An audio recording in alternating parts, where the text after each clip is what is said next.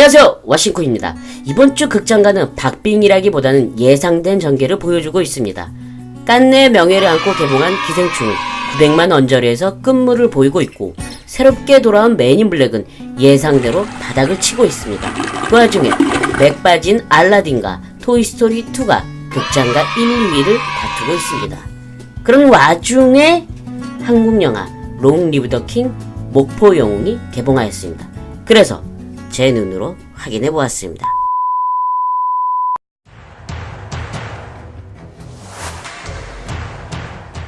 이 영화의 큰 줄기는 조폭이 우연히 한 방에 뿅 가는 여자를 만났는데 그 여자의 좋은 사람이 되어달라는 말 한마디에 조폭을 청산하고 좋은 사람이 되기 위해 우연히 국회에 출마한다는 이야기입니다. 줄기만 봐도 말도 안 되고 우연의 연속입니다. 이런 줄기를 갖고 관객을 설득하기 위해 좀 더 설득력 있는 전개가 필요했습니다. 처음 도입부는 나쁘지 않았습니다. 남자 주인공 장세출은 목포 바닥을 휘어잡는 누구나 회장님이라 부르는 최고의 조폭, 잘 표현했습니다. 여자 주인공 예쁘고 강단 있는 자기 주장 강한 여성이란 걸 잘 표현했습니다. 그런데 결정적인 이 둘의 부딪힌, 그러니까 장세출이 소연에게 반해서 좋은 사람이 되기로 한다는 그 모습이 설득력이 좀 떨어진다는 겁니다. 그러니까 목포 최고의 건달이 모든 걸 다 접고 한순간에 바닥부터 착한 사람으로 맘먹고 시작하는 모습이, 그 모습이 너무 갑자기 변하니까 설득력이 떨어진다는 겁니다. 그래서 영화는 대사를 넣습니다. 얘는 갑자기 이런 애가 아니라 평소에도 그 밑에 있는 식구들, 유흥업소 종사자 여자들 잘 챙겨주고 빚도 다 까주고 맘 따뜻한 사람이다라는 걸 대사로 말해줍니다. 설득력 떨어집니다. 그렇게 되면 형님 하나 바라본 악어들은 굶어 죽는데, 근데 또 이게 국회에 출마하는 형님 잘 돕습니다. 이 부분만 좀 관객들을 좀 더 세밀하고 설득력 있게 표현했다면 좀 더 극이 원활하게 진행되지 않을까 싶었습니다. 가장 이해가 안 되는 부분은 장세출의 라이벌 조폭인 조광춘입니다. 조광춘 얘는 12년 전에 장세출의 가장 친한 친구를 담근 사람입니다. 그리고 그 뒤를 최만수가 봐줍니다. 그래서 둘은 앙숙이라는 건 잘 표현합니다. 그래서 맘착한 조폭 장세출은 이러지도 못하고 저러지도 못하고 두고 보다가 선거에 출마하게 돼서 다시 부딪히게 되는데, 사실 조광춘 조직은 좀 빈약합니다. 도박 중독자 이복 동생의 부실한 동생들 몇 안 되는 것 같습니다. 장세출 조직은 사람도 많고 돈도 많습니다.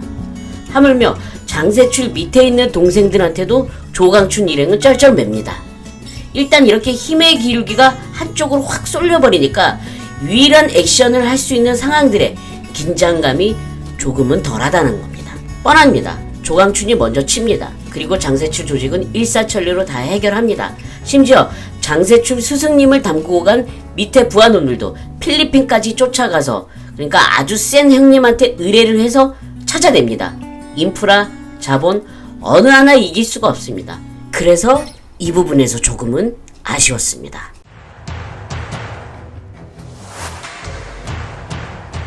이런 말도 안 되는 설정에 긴장감 떨어지는 가운데 아기자기하고 큰 액션 없이 소소한 재미를 주는 데에는 강윤성 감독의 연출이 조금은 메꿔지지 않나 싶습니다. 특히나 가장 눈에 띄는 장면은 장세출이 결정적으로 시민들의 영웅이 되고 지지를 받게 되는 목포대교에서 버스가 추락할 위기에 놓였을 때 기사를 구출하는 장면입니다.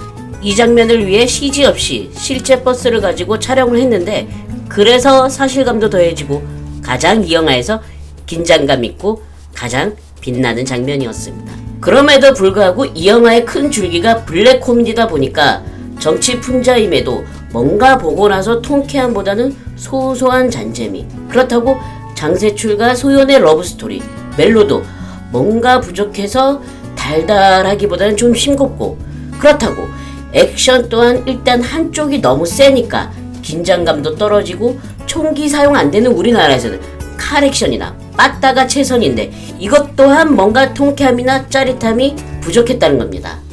그래도 강윤성 감독의 전작 범죄도시처럼 이 부분을 가장 기대했는데 이것도 좀 약했다는 겁니다. 그래도 지루함을 덜하려 간간히 빵빵 터트린다는 건 이 부분은 위안 삼을 만한 부분입니다. 그래서 마지막까지 일어나시면 안 됩니다. 생각지도 못하게 끝나기 때문입니다.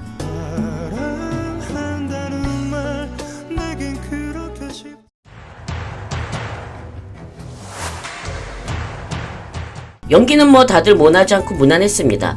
일단 전작 범죄도시 사단들 최규하, 진성규, 이명준, 홍기준, 그리고 최무성, 주진모가 그 뒤를 받쳐주는 전체적으로 아주 무난했습니다. 그렇다고 영화 내용상 그렇게 확 눈에 띄는 캐릭터들도 아니었습니다.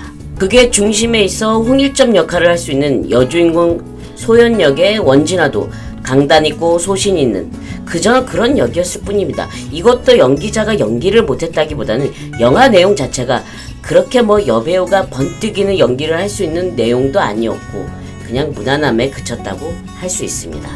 역시 이 영화에서 히로인은 장세출, 바로 김래연이라고 할 수 있습니다. 그게 내용과 흐름상 멋있을 수밖에 없고 적어도 스크린에서 이렇다 할 히트작이 없었던 김래연은 이 영화의 잔상은 조금은 지울 수 있지 않을까요? 병준이 형 나가. 나가 뒤지기 싫으면.